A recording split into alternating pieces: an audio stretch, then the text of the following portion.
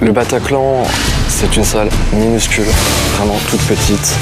À partir du moment où j'ai entendu les détonations, où j'ai pas eu ce laps de temps d'incompréhension, mon réflexe naturel a été de sauter sur la scène pour essayer de trouver une sorte de sortie, l'entrée dévertique, je ne sais pas quoi, qui au final n'existait pas. De la première détonation jusqu'au moment où on réalise que les portes sont fermées, concrètement, ça ne s'arrête pas.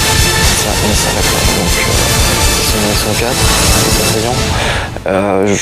J'ai eu la sensation qu'ils étaient coordonnés de manière à ce que le tir soit continu.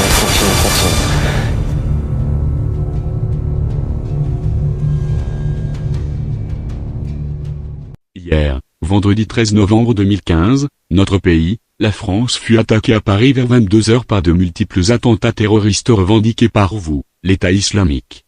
Ces attentats ne peuvent pas rester impunis. C'est pourquoi les Anonymous du monde entier vont vous traquer. Oui, vous les vermines qui tuent les pauvres innocents. Oui, nous allons vous traquer. Comme nous avons pu le faire depuis les attentats de Charlie Hebdo.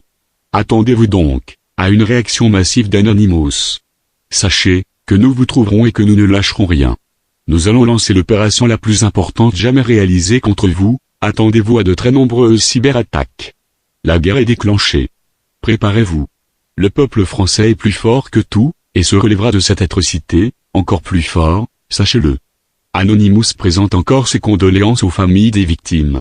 Nous sommes Anonymous, nous sommes Légion, nous ne pardonnons pas, nous n'oublions pas, attendez-vous à nous.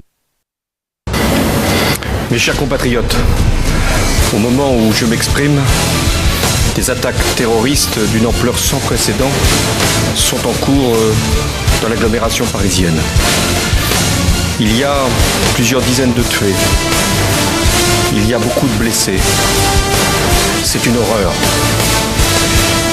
Nous avons, sur ma décision, mobilisé toutes les forces possibles pour qu'il puisse y avoir la neutralisation des terroristes et la mise en sécurité